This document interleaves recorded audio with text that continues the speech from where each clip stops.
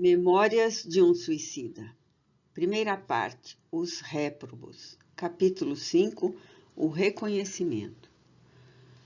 O segundo acontecimento, que a par do que acabamos de narrar, impôs-se marcando etapa decisiva em nossos destinos, teve início no honroso convite que recebemos da diretoria do hospital para assistirmos a uma reunião acadêmica de estudos e experimentações psíquicas.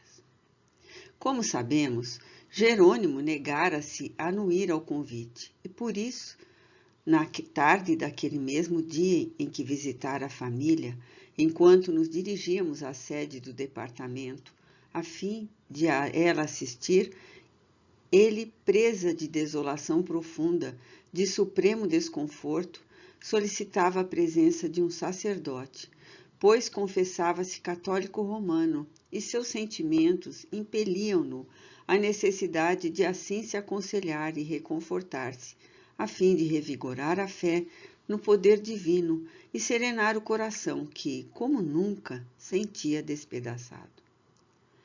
Aqueceu o magnânimo orientador do departamento hospitalar, compreendendo que no espírito do ex-mercador português soava um momento do dealbar para o progresso e que, dado os princípios religiosos que esposava, aos quais se apegava intransigentemente, em seu próprio benefício, seria prudente que a palavra que mais respeito e confiança lhe inspirasse fosse a mesma que o preparasse para a adaptação à vida espiritual e suas transformações. Na legião dos servos de Maria e até mesmo nos serviços da colônia que nos abrigava, existiam espíritos eminentes que, em existências pregressas, haviam envergado a alva sacerdotal, honrando-a de ações enobrecedoras inspiradas nas fontes fúlgidas dos sacrossantos exemplos do divino pegureiro. Dentre vários que colaboravam nos serviços educativos do Instituto a que nos temos reportado, destacava-se o padre Miguel de Santarém, servo de Maria, discípulo respeitoso e humilde das doutrinas consagradas no alto do Calvário.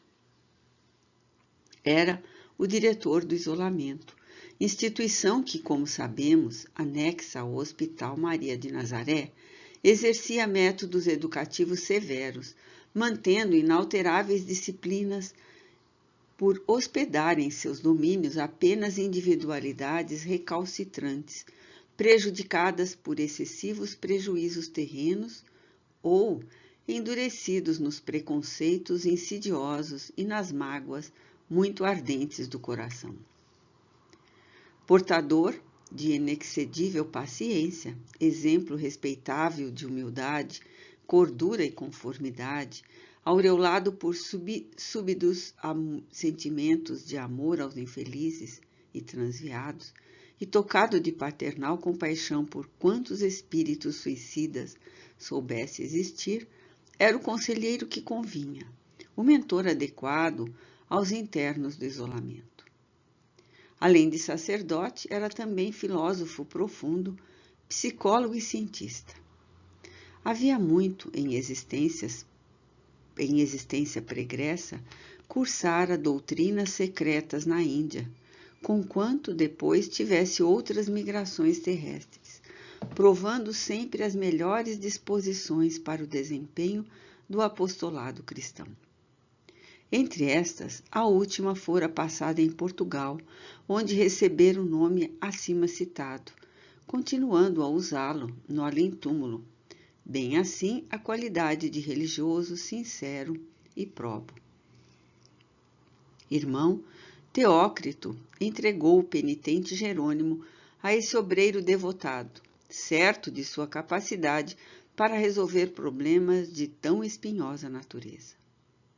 E foi assim que, naquela mesma tarde, quando as linhas do crepúsculo acentuavam de névoas pardacentas os jardins nevados dos burgos hospitalares, Jerônimo de Araújo Silveira se transferiu para o isolamento, passando aos cuidados protetores de um sacerdote, tal como desejara. Desse dia em diante, perdemos de vista o pobre comparsa de delito. Um ano mais tarde, no entanto, tivemos a satisfação de reencontrá-lo. Em capítulos posteriores, voltaremos a tratar desse muito estremecido companheiro de prélios reabilitadores. No dia imediato ao da nossa internação no Magno Instituto do Astral, passamos a ser diariamente levados aos gabinetes clínico-psíquicos, onde era ministrado tratamento magnético muito eficiente, pois dentro de alguns dias já nos podíamos reconhecer mais confortados e raciocinando com maior clareza, gradativamente fortalecidos, como se tônicos revivificadores ingeríssemos por meio das aplicações a que nos submetiam. Para tais gabinetes, éramos encaminhados todas as manhãs por nossos amáveis enfermeiros. Entrávamos, cada grupo de 10, para uma antecâmara, rodeada de pequenos bancos estofados, nos quais esperaríamos durante curto espaço de tempo. Notávamos que existiam várias dependências como essa, todas situadas em extensa galeria, onde colunas sugestivas se alinhavam em perspectiva majestosa. Transcendia nesses recintos a estilização hindu, convidando a meditação e a gravidade. Penetrávamos, então, o ambiente dos trabalhos. Impregnado de fosforescência azuladas, então ainda imperceptíveis à nossa capacidade espiritual, as dimensões desses gabinetes não eram extensas. Pequenos coxins orientais em tessitura semelhante à pelúcia branca e dispostos em semicírculos aguardavam-nos, indicando que deveríamos sentar. 6 varões hindus esperavam os pacientes concentrados no caridoso mandato. A princípio, tais cerimônias, sugestivas e rodeadas de um quase mistério, muito nos intrigaram. Não conhecéramos indianos psiquistas em Portugal. Tampouco fôramos aplicados a estudos de exame de natureza transcendental. Eis, todavia, que nos surpreendíamos agora sob a dependência e proteção de uma falange de iniciados orientais, a cuja existência real não déramos jamais senão relativo crédito, por se nos afigurar excessivamente mística e lendária. O ambiente que agora contemplávamos, porém, impregnado de unção religiosa, a qual atuava poderosamente sobre nossas faculdades, lenificando-as ao impulso de religioso fervor, imprimia tão profundas e atraentes impressões em nossos espíritos que, atordoados no seio do seu ineditismo, julgávamos sonhar. Quando, pelas primeiras vezes, penetramos esses ambientes saturados de ignotas virtudes, fomos mesmo acometidos de invencível sonolência, que nos provocou como estado de semi-inconsciência. Os operantes indicavam-nos o semicírculo formado pelos alvos coxins. 5 desses médicos espirituais postavam-se atrás, distanciados uns dos outros por espaço simétrico, uniforme, até atingirem um em cada extremidade do semicírculo. O 6º colocava-se à frente como fechando o círculo dentro do qual ficamos nós outros prisioneiros. Os braços cruzados à altura da cintura, a fronte atenta e carregada, como expedindo forças mentais dominadoras para a caridosa vistoria e inspeção nas fráguas do nosso atormentado ser.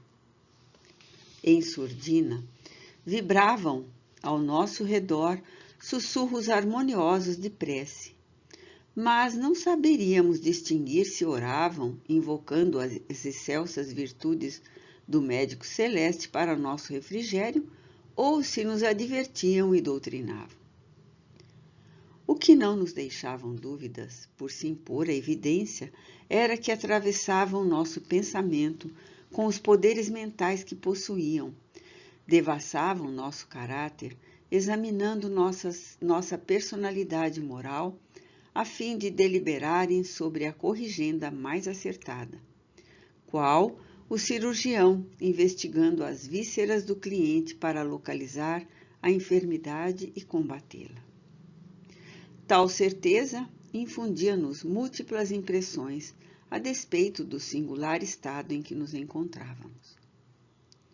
A vergonha por havermos pretendido burlar as leis superiores da criação, afrontando-as com o ato brutal que usáramos, o remorso pelo descaso à majestade do Onipotente, a deprimente amargura de havermos dedicado nossas melhores energias aos gozos inferiores da matéria, atendendo de preferência aos imperativos mundanos, sem jamais observarmos as urgentes requisições da alma, deixando de nos conceder momentos para a iluminação interior. Eram pungentes estiletes que nos penetravam no âmago durante a sublime vistoria a que nos submetíamos, inspirando-nos mágoas e desgostos, que eram prelúdio de real e fecundo arrependimento. Nossos menores atos pretéritos voltavam dos pélagos trevosos em que jaziam para se aviventarem a nossa presença, nitidamente impressos em nós mesmos. Nossa vida, que o suicídio interrompera desde a infância, era assim reproduzida aos nossos olhos aterrorizados e surpreendidos, sem que fosse possível determos a torrente das cenas revivecidas para exame. Quiséramos poder fugir, a fim de nos furtarmos a vergonha de pôr a descoberto tanta infâmia, julgada oculta para sempre até de nós mesmos, pois com efeito era dramático, excessivamente penoso, desatar volumes tão variados de maldade e torpezas diante de testemunhas tão nobres e respeitáveis. Mas era em vão que o desejaríamos. Sentíamos que nos vinculávamos àqueles coxins pela ação de vontades que se haviam apossado de nosso ser.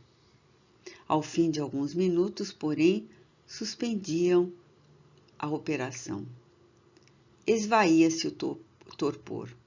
As lúgubres sombras do passado eram expungidas de nossa visão, recolhidas que eram ao pego revolto da subconsciência, aliviando a crueza das recordações. Então a fronte carregada do operador serenava qual arco-íris hialino. Um ar de amorosa compaixão derramava-se por suas atitudes e, aproximando-se, espalmava sobre nossas cabeças as mãos níveas, enquanto os 5 demais assistentes o acompanhavam nos gestos e nas expressões. Compassivos os fluidos beneficentes que a seguir nos faziam assimilar. Terapêutica divina iriam gradualmente auxiliar-nos a corrigir as impressões de fome e de sede, a postergar a insana sensação de frio intenso que num suicida resulta da gelidez cadavérica que ao perispírito se comunica. A atenuar os apetites e arrastamentos inconfessáveis, tais os vícios sexuais, o álcool, o fumo, cujas repercussões e efeitos produziam desequilíbrios chocantes em nossos sentidos espirituais, interceptando possibilidades de progresso na adaptação, impondo-nos humilhações singulares por assinalar a ínfima categoria a que pertencíamos, na respeitável sociedade dos espíritos que nos rodeavam. Entre os esforços que nos sugeriam empreender, destacava-se o exercício da educação mental, no tocante à necessidade de varrer das nossas impressões o dramático e apavorante hábito, tornado trejeito nervoso e alucinado, de nos socorrermos a nós próprios na ânsia contumaz de nos aliviarmos do sofrimento físico que o gênero de morte provocara.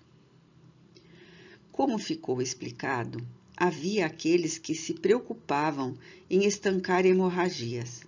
Havia os enforcados a se debaterem de quando em quando, porfiando no esforço ilusório de se desfazerem dos farrapos de cordas ou trapos que lhes prendiam do pescoço. Os afogados bracejando contra as correntes que o haviam arrastado para o fundo. Os retalhados, hediondos, quais fantasmas fabulosos, a se curvarem em intermitências macabras, na ilusão de recolherem os fragmentos dispersos. Ensanguentados do corpo carnal, que ali ficara algures, estraçalhados sob as rodas do veículo à frente, do qual se arrojaram em audaciosa aventura, supondo furtarem-se ao sagrado compromisso da existência. Tais gestos, repetimos, à força de se reproduzirem, desde o instante em que se efetivara o suicídio, e quando o instinto de conservação imprimiu na mente um impulso primitivo para a tentativa de salvamento. Haviam degenerado em vício nervoso mental, sucedendo-se por meio das vibrações naturais ao princípio vital, repercutidas na mente e transmitidas à organização físico-espiritual. Urgia que a caridade, sempre pronta a espalmar asas protetoras sobre os que padecem, corrigindo, amenizando, dulcificando males e sofrimentos, impusesse sua benevolência à anomalia de tantos desgraçados perdidos nos pantanais de tredas alucinações. Para isso, enquanto apunham as mãos sobre nossas cabeças, envolvendo-as em nossas magnéticas apropriadas à caridosa finalidade, os irmãos operadores murmuravam, ao passo que sugestões magnânimas reboavam pelos labirintos do nosso eu. Com repercussões precisas e fortes, quais clarinadas, despertando-nos para uma alvorada de esperanças. Lembrai-vos de que já não sois homens. Ao afastar-vos daqui, não deveis pensar a não ser na vossa qualidade de alma imortal, a quem não mais devem afetar os distúrbios do envoltório físico carnal. Sois espíritos, e será como espíritos que devereis prosseguir a marcha progressiva nos planos espirituais. O convite para a reunião presidida por Teócrito deixara-nos satisfeito. Éramos sensíveis às demonstrações de afeto e consideração. Um fremito de horror percorreu minhas sensibilidades ao reconhecer na vasta assembleia figuras hirsutas, desgrenhadas e apavorantes do Vale Sinistro, conquanto confessasse a mim mesmo encontrá-las algo serenadas, tal qual acontecia a mim e meus companheiros de apartamento. Será inútil esclarecer que os componentes de nossa falange poderiam ser qualificados como arrependidos, e por isso mesmo dóceis às orientações fornecidas pelos insignes diretores do asilo que nos abrigava. Um ou outro mantinha-se menos homogêneo, oferecendo o problema mais sério a resolver. Todavia era certo que a maioria se conservava fortemente animalizada, fosse consequência da inferioridade do caráter próprio ou resultado da violência do choque ocasionado pela bruteza do suicídio escolhido.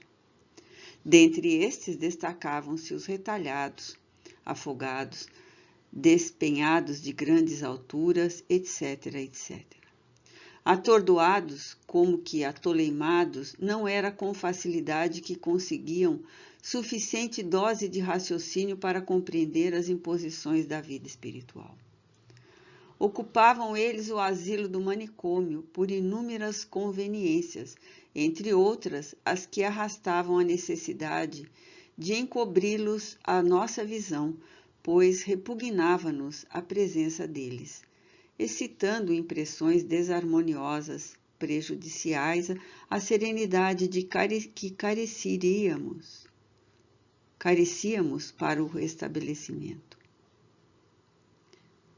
Não obstante, foram igualmente encaminhados ao local da reunião e, quando acompanhados por nossos dedicados amigos Joel e Roberto, entramos no vasto salão. Ali os distinguíamos entre muitos outros enfermos que, como nós, haviam sido requisitados. Observando os antigos companheiros do Vale de Trevas, vi que se esforçavam como nós mesmos vínhamos tentando desde alguns dias, para corrigir os feios cacoetes já mencionados, pois se o hábito impelia a repetição dos mesmos, lembravam-se a tempo e paralisavam a meio caminho o impulso mental que os ocasionava, levando em consideração a sugestão oferecida pelos amoráveis assistentes. Então riam-se de si mesmos em comovedores desabafos, nervosamente, pensando em que já não deveriam sentir os efeitos físicos do ato macabro. Riam uns para os outros como a se felicitarem mutuamente pelo alívio recebido pela informação de que já não deviam sentir aquelas impressões, e como se o riso sacudisse vibrações tormentosas. Riam para se desacostumarem daquele choro malévolo que acordava sensações precipitosas. No hospital, eram proibidas as rábicas convulsões do vale sinistro e chorar nas desesperadoras aflições com que para trás havíamos chorado.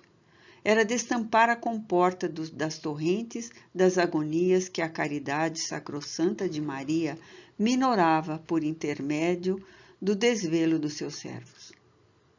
E eu, observando-os, ria também, sem fugir à estranha similitude da falange. Sentamo-nos a um sinal de Roberto. Nada apresentava a sala que despertasse particular atenção.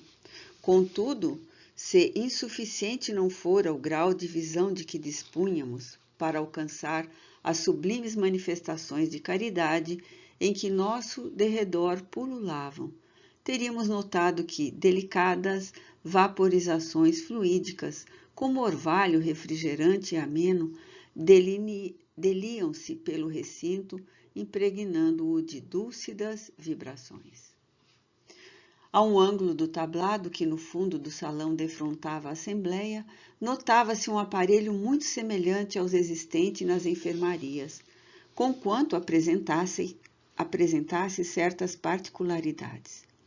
2 jovens iniciados puseram-se a examiná-lo ao tempo de que irmão Teócrito tomava lugar na cátedra, ladeado por outros 2 companheiros, aos quais apresentou a assembleia como instrutores que nos deveriam orientar e a quem deveríamos o máximo respeito. Satisfeito, reconhecemos nestes os 2 jovens hindus que nos receberam quando da nossa entrada para o hospital, Romeu e Alceste. Silêncio religioso estendeu ondas harmoniosas de recolhimento pelo vasto salão, onde cerca de 200 espíritos, envolvidos nas mais embaraçosas redes da desgraça, acorriam arrastando as bagagens gravosas das próprias fraquezas, das amarguras incontáveis que enoitavam suas vidas.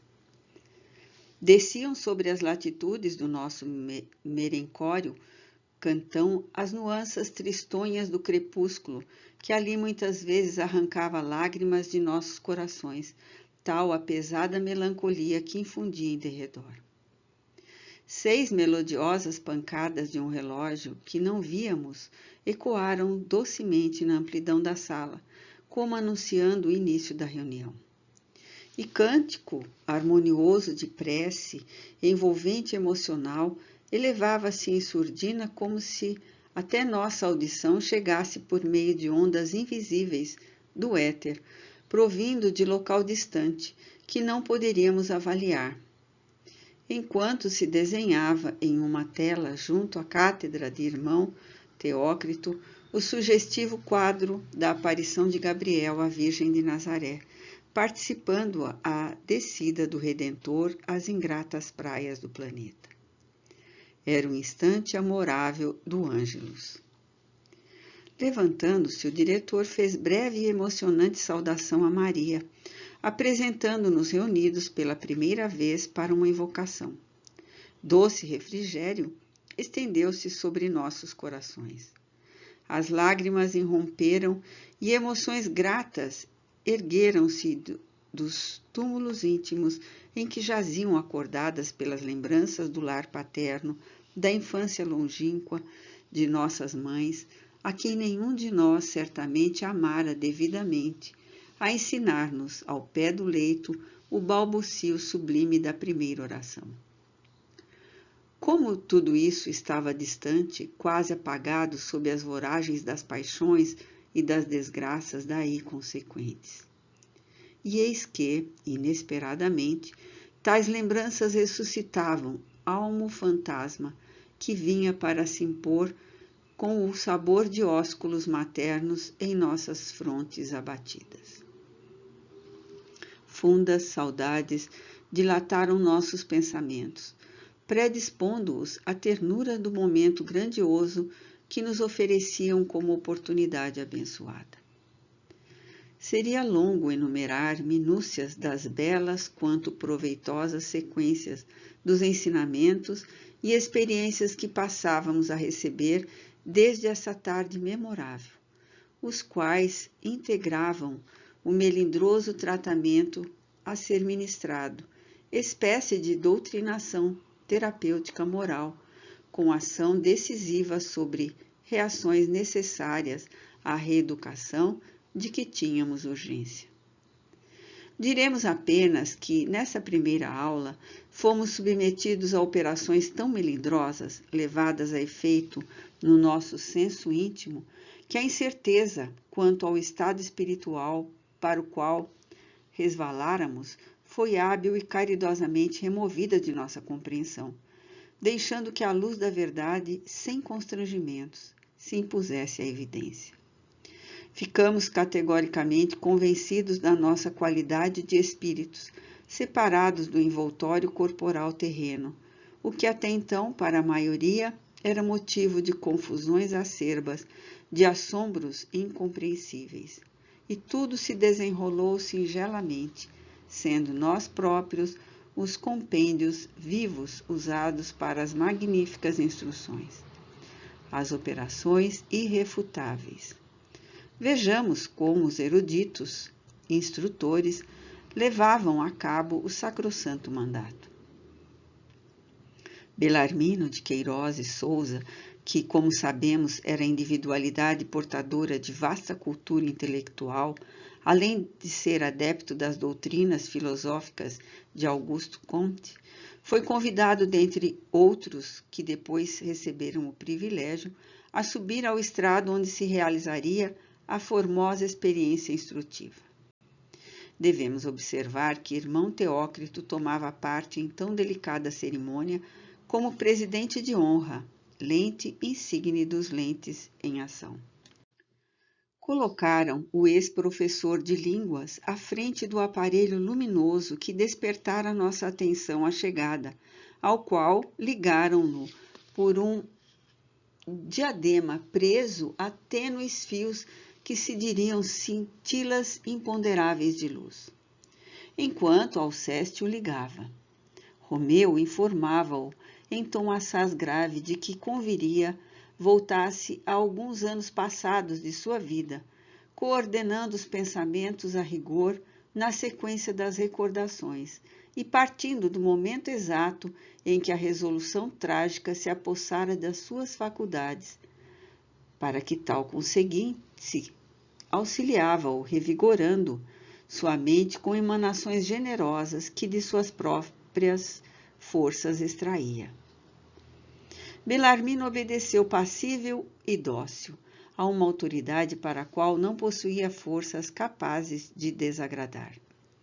E recordando, reviveu os sofrimentos oriundos da tuberculose que o atingira, as lutas sustentadas consigo mesmo ante a ideia do suicídio, a tristeza inconsolável, a veraz agonia que se apoderara de suas faculdades em litígio entre o desejo de viver, o medo da moléstia impiedosa que avassalava sua organização física, supliciando-o sem tréguas, e a urgência do suicídio para que, ao seu doentio modo de pensar, mais suavemente atingir a finalidade a que a doença o arrastaria sob atrozes sofrimentos.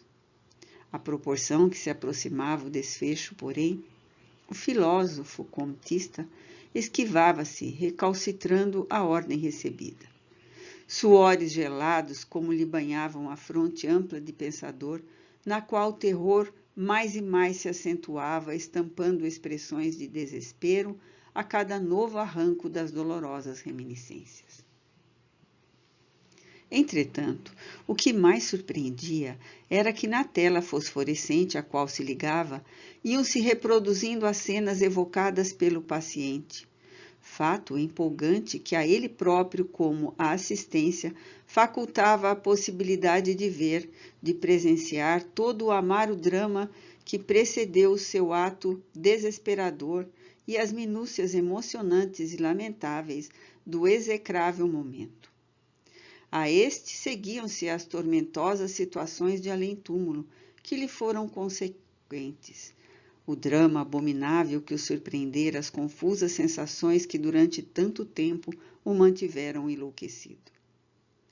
Enquanto o primeiro operador auxiliava o paciente a extrair as recordações próprias, o segundo comentava-as, explicando os acontecimentos a respeito do suicídio, antes e depois de consumado, qual emérito professor a elucidar ignaros de matéria indispensável.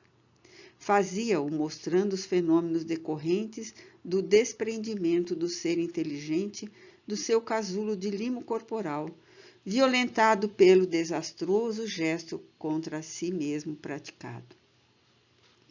Assistimos, assim, à surpreendente e inglória odisseia vivida pelo espírito expulso da existência carnal sob a sua própria responsabilidade, a esbater-se como louco à revelia da lei que violou presa dos tentáculos monstruosos de sequências inevitáveis, criadas pela infração a um acúmulo determinante e harmonioso de leis naturais, sábias, invariáveis, eternas.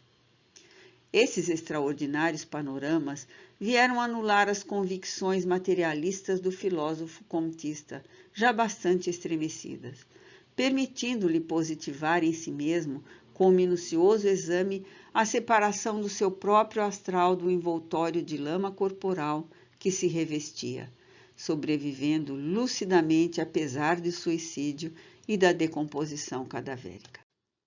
Por esse eficiente e singelo método, a grande maioria da assistência pôde compreender a razão da ardência indescritível dos sofrimentos pelos quais vinha passando, das sensações físicas atormentadoras que perduravam ainda, as múltiplas perturbações que impediam a serenidade ou o ouvido que erroneamente esperara encontrar no túmulo. Entre outras observações levadas a efeito, merece a especial comentário pela estranheza de que se revestia o fato de todos trazermos pendentes da configuração astral, quando ainda no vale, fragmentos reluzentes, como se de uma corda ou um cabo elétrico, arrebentados, se desprendessem estilhas dos fios tenuíssimos que os estruturassem, sem que a energia se houvesse extinguido. Ao passo que explicavam os mentores residir em tão curioso fenômeno, toda a extensão da nossa acrimoniosa desgraça, porquanto esse cordão, pela morte natural, será brandamente desatado, desligado das afinidades que mantém com o corpo carnal, por meio de caridosos cuidados de obreiros da vinha do Senhor, incumbidos da sacrossanta missão da assistência aos moribundos. Enquanto, pelo suicídio, será ele violentamente despedaçado, e o que é pior, quando as fontes vitais cheias de seiva para o decurso de uma existência, às vezes longa, ainda mais o solidificavam, mantendo a atração necessária ao equilíbrio da mesma. Ora, diziam-nos que, a fim de nos desfazermos do profundo desequilíbrio que semelhante consequência produzia em nossa organização fluídica, não se falando aqui da desorganização moral, porventura ainda mais excruciante. Ser-nos-ia indispensável voltar a animar outro corpo carnal, visto que, se não o fizéssemos, seríamos criaturas desarmonizadas com as leis que regem o universo, a quem indefiníveis incômodos privariam de quaisquer realizações verdadeiramente concordes com o progresso. No entanto, Belarmino debatia-se, presa de choro e convulsões espasmódicas, revivendo as danosas aflições que o acometeram, enquanto a assistência se fazia com ele solidária, deduzindo daquela pavorosa demonstração ocorrências que a si diziam respeito. Comentava, porém, o instrutor.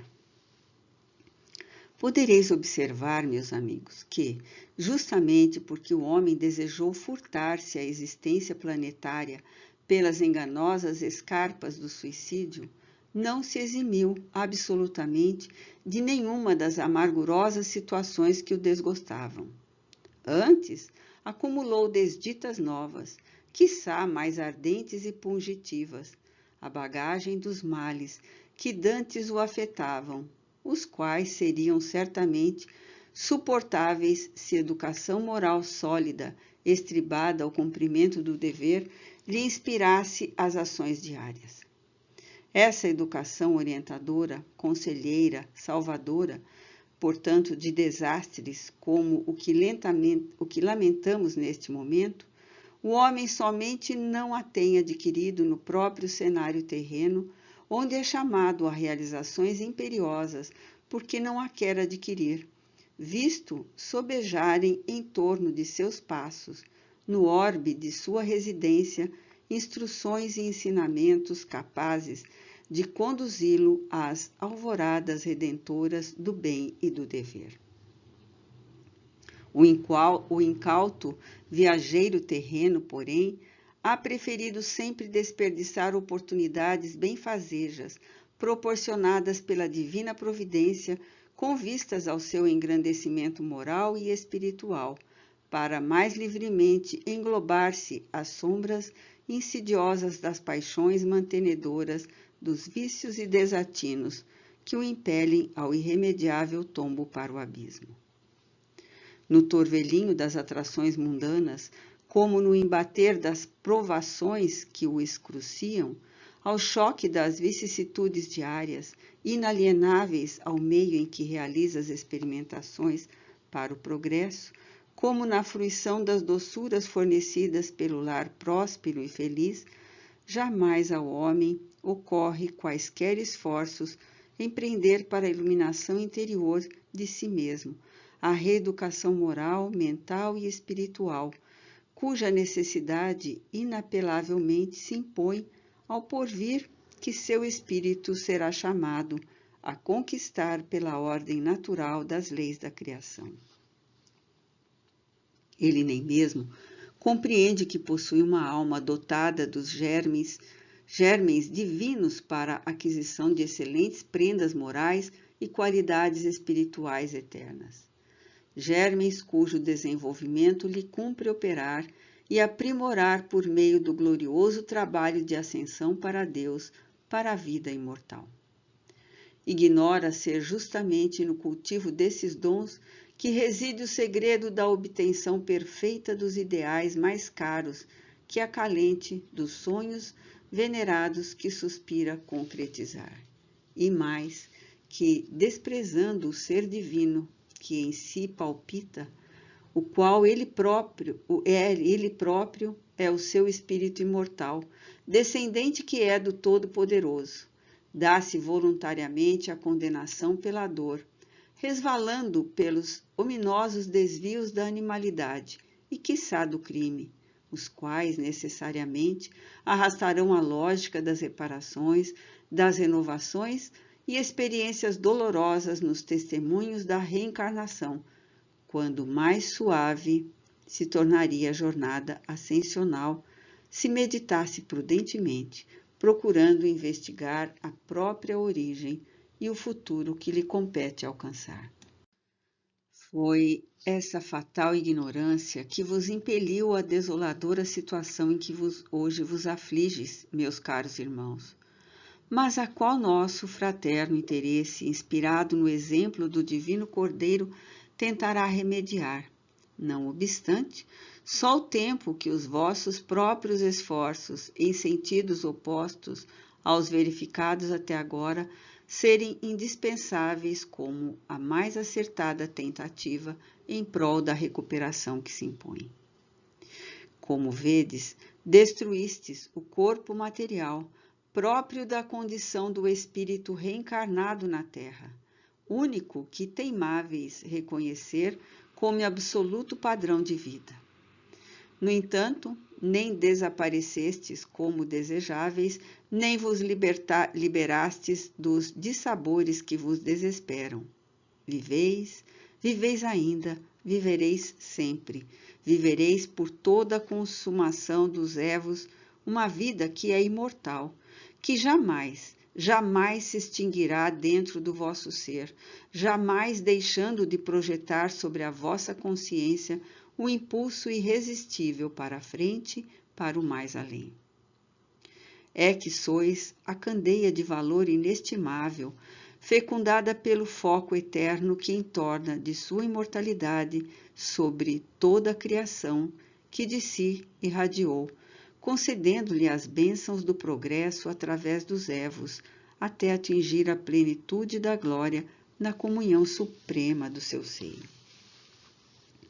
O que contemplais em vós mesmos, neste momento inesquecível e solene para vós, a refletir-se da vossa mente impressionada com os acontecimentos sensacionais que vos dizem respeito, de certo marcará etapas decisivas na trajetória que, insofismavelmente, desenvolvereis através do porvir. De agora em diante, desejareis certamente aprender algo a respeito de vós mesmos, pois a verdade é que tudo desconheceis a respeito do ser, da vida, da dor e do destino. Malgrado os pergaminhos que ostentáveis com galhardia na terra, malgrado as distinções e honrarias que tanto assentavam as vossas insulsas vaidades de homens divorciados do ideal divino. Reanimado pelos sábios distribuidores de energias magnéticas, Belarmino voltou ao lugar que ocupava na assistência, enquanto o outro paciente subiu ao estrado para novo exame demonstrativo. Voltava, porém, refletindo no semblante, antes abatido e carregado, uma como aleluia de esperanças. Ao sentar-se ao nosso lado, apertou-nos furtivamente as mãos, exclamando: Sim, meus amigos, eu sou imortal. Acabo de positivar, sem sombras de dúvida, em mim próprio a existência concreta do meu eu, imaterial, do ser espiritual que neguei. Nada sei. Cumpre-me recomeçar os estudos, mas só com aquela certeza constitui para mim uma grande conquista de felicidade. Eu sou imortal. Nos dias subsequentes, durante as mesmas reuniões, fomos levados a examinar com minúcias penosíssimas os atos errôneos praticados no transcurso da existência que havíamos destruído, observando o emaranhado de prejuízos morais, mentais, educativos, sociais, materiais que nos arrastaram ao detestável resultado a que chegáramos. Assistidos pelos mentores pacientes, retroagimos com o pensamento até a infância e voltamos sobre os próprios passos, e muitas vezes, banhados em copioso pranto, invariavelmente desapontados, confessamo-nos os próprios autores dos desenganos que nos abateram nos vulcões do suicídio. Como agiríamos mal no desempenho das tarefas diárias que a sociedade impunha? Como nos portáramos selvagemente em todas as horas, não obstante o verniz de civilização de que nos jactávamos. Integrando a repesa falange, muitos haviam patenteado o fruto nefasto da escassa educação moral obtida nos lares destituídos da verdadeira iluminação cristã. Jovens que, apenas saídos da adolescência, haviam tombados inermes ao primeiro choque com as contrariedades comuns à existência terrena, preferindo a aventura do suicídio, completamente faltos de ideal, de senso, de respeito a si mesmo, à família e a Deus. As desgraças por eles encontradas, além do suicídio, eram como o terrível atestado, o pavoroso libelo contra a irresponsabilidade dos pais ou responsáveis por eles à face de Deus. A prova infamante da desatenção com que se portaram, deixando de diligenciar sólida edificação moral em torno deles. Para tais casos, soubemos que severas contas deveriam prestar futuramente às soberanas leis os descautelosos pais que permitiram asas às perniciosas inclinações dos filhos, sem tentar corrigi-las, favorecendo assim ocasiões aos desequilíbrios desesperados de que o suicídio foi o lógico resultado. Depois de tão complexos exames, voltávamos às novas reuniões a fim de aprendermos como, de preferência, devíamos ter agido para evitar o suicídio, quais deveriam ter sido os atos diários, os empreendimentos, se não nos afastáramos do raciocínio inspirado no dever, na fé em nós mesmos e no paternal amor de Deus. Em vários casos, a solução para os problemas que abriram as portas para o abismo encontrava-se a 2 passos de distância do sofredor. Sugeria o socorro enviado pela providência ao seu filho bem-amado, dentro de alguns dias, de poucos meses, bastando somente que este se encorajasse para a diminuta espera, em glorioso testemunho de vontade, paciência e coragem moral, necessário ao seu progresso espiritual. Então, concluímos com decepcionante surpresa que fácil teria sido a vitória e até a felicidade, se buscáramos no amor divino a inspiração para os ditames da existência que desgraçadamente destruíramos. Essas instruções proporcionaram sensíveis benefícios a todos nós. Repetiam-se bissemanalmente, havendo os dignos mentores a elas adicionados proveitosas palestras elucidativas. Melhoras prometedoras experimentávamos em nosso aspecto geral, enquanto suaves esperanças segredavam edificante consolo aos nossos corações doloridos. A presença dos instrutores passou a constituir motivo de imensa satisfação para nossas almas convalescentes de tão ásperos desesperos. As palavras que nos dirigiam durante as lições eram qual refrigerante orvalho sobre a comburência de nossas aflições. E suas palestras e instruções, o trato carinhoso e compassivo dos gabinetes, outras tantas razões para nos considerarmos esperançosos e confiantes. Porém, jamais os víamos a não ser naqueles momentos oportunos.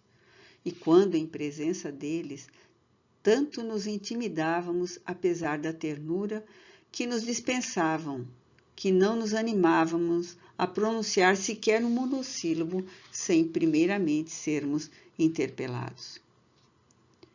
Em pouco mais de 2 meses, estávamos habilitados a amplas induções, cotejando as lições recebidas e sobre elas maturando no recolhimento de nossos apartamentos. Das análises levadas a efeito, resultava a certeza cada vez mais esclarecida da gravidade da situação em que nos encontrávamos. O fato de estarmos aliviados dos exuberantes incômodos passados não implicava diminuição de culpabilidade. Ao contrário, a possibilidade de raciocinar minudenciava a extensão do delito, o que muito nos decepcionava e entristecia. E das instruções e experiências caridosamente ministradas ao nosso entendimento, a título de base e incentivo para uma urgente autorreforma de que tínhamos imperiosa necessidade, visando ao inadiável progresso a ser realizado.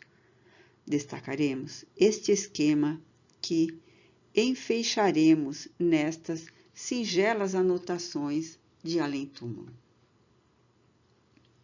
1. É o homem um composto de tríplice natureza, humana, astral e espiritual, isto é, matéria, fluido e essência. Esse composto poderá também ser traduzido em expressão mais concreta e popular, assimilável ao primeiro grau de observação: corpo carnal, corpo fluídico ou perispírito e alma ou espírito, sendo que do último é que se irradiam vida, inteligência, sentimento, etc., etc. Centelha onde se verifica a essência divina e que no homem assinala a hereditariedade celeste.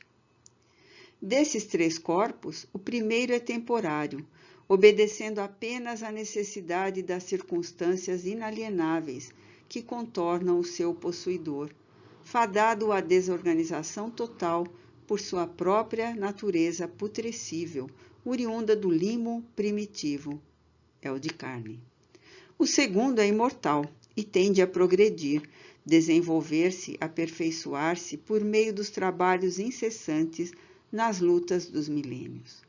É o fluídico, ao passo que o Espírito eterno, como a origem da qual provém luz e imperecível, que tende a rebrilhar sempre, mais aformoseada, até retratar em grau relativo o fulgor supremo que lhe forneceu a vida para a glória do seu mesmo Criador. É a essência divina, imagem e semelhança, que o será um dia, do Todo-Poderoso Deus. 2. Vivendo na Terra, esse ser inteligente que deverá evolver pela eternidade denomina-se homem, sendo, portanto, o homem um espírito encarcerado num corpo de carne ou encarnado. 3. Um espírito volta várias vezes a tomar novo corpo carnal sobre a terra. Nasce várias vezes a fim de tornar a conviver nas sociedades terrenas como homem, exatamente como este é levado a trocar de roupa muitas vezes. 4. O suicida é um espírito criminoso, falido nos compromissos que tinha para com as leis sábias, justas e imutáveis, estabelecidas pelo Criador, e que se vê obrigado a repetir a experiência na Terra, tomando corpo novo, uma vez que destruiu aquele que a lei lhe confiara para instrumento de auxílio na conquista do próprio aperfeiçoamento. Depósito sagrado que ele antes deveria estimar e respeitar do que destruir, visto que lhes não assistiam direitos de faltar aos grandes compromissos da vida planetária, tomados antes do nascimento em presença da própria consciência e ante a paternidade divina que lhe fornecera vida e meios para tanto. 5. O espírito de um suicida voltará a novo corpo terreno em condições muito penosas de sofrimento, agravadas pelas resultantes do grande desequilíbrio que o desesperado gesto provocou no seu corpo astral, isto é, no perispírito. 6. A volta de um suicida a um novo corpo carnal é a lei. É lei inevitável e irrevogável. É expiação irremediável, a qual terá de se submeter voluntariamente ou não, porque em seu próprio benefício outro recurso não haverá, senão a repetição do programa terreno que deixou de executar. 7. Sucumbindo ao suicídio, o homem rejeita e destrói ensejo sagrado facultado por lei para a conquista de situações honrosas e dignificantes para a própria consciência, pois os sofrimentos, quando heroicamente suportados, dominados pela vontade soberana de vencer, são como esponja mágica a expungir da consciência culposa a caligem infamante, muitas vezes, de um passado criminoso em anteriores etapas terrenas. Mas, se em vez do heroísmo salvador, preferir o homem à fuga às labutas promissoras, valendo-se de um autoatentado que bem revelará a vasa de inferioridade que lhe infelicita o caráter, retardará o momento almejado para a satisfação dos mais caros desejos, visto que jamais se poderá destruir, porque a fonte de sua vida reside em seu espírito, e este é indestrutível e eterno, como o foco sagrado de que descendeu. 8. Na espiritualidade, raramente o suicida permanecerá durante muito tempo. Descerá a reencarnação prestamente, tal seja o acervo das danosas consequências acarretadas. Ou adiará o cumprimento daquela inalienável necessidade, caso as circunstâncias atenuantes forneçam capacidade para o ingresso em cursos de aprendizado edificante, que facilitarão as pelejas futuras à prol de sua mesma reabilitação. 9. O suicida é como um clandestino da espiritualidade. As leis que regulam a harmonia do mundo invisível são contrariadas com sua presença em seus páramos antes da época determinada e legal. E tolerados são e amparados e convenientemente encaminhados, porque a excelência das mesmas, derramada do seio amoroso do Pai Altíssimo, estabeleceu que a todos os pecadores sejam incessantemente renovadas as oportunidades de corrigenda e reabilitação. 10. Renascendo em novo corpo carnal, remontará o suicida à programação de trabalhos e prélios diversos, aos quais imaginou erradamente poder escapar pelos atalhos do suicídio. Experimentará novamente tarefas, provações, semelhantes ou absolutamente idênticas às que pretenderá arredar. Passará, inevitavelmente, pela tentação do mesmo suicídio, porque ele mesmo se colocou nessa difícil circunstância, carreando para a reencarnação expiatória as amargas sequências do passado delituoso. A tal tentação, porém, poderá resistir, visto que na espiritualidade foi devidamente esclarecido, preparado para essa resistência. Se, contudo, vier a falir por uma segunda vez, o que será improvável, multiplicar-se-á a sua responsabilidade, multiplicando-se por isso mesmo, desastrosamente, as séries de sofrimentos e pelejas reabilitadoras, visto que é imortal. 11. O estado indefinível de angústia inconsolável, de inquietação aflitiva e tristeza e insatisfações permanentes, as situações anormais que se decalcam e sucedem na alma, na mente e na vida de um suicida reencarnado, indescritíveis à compreensão humana, é só assimiláveis por ele mesmo.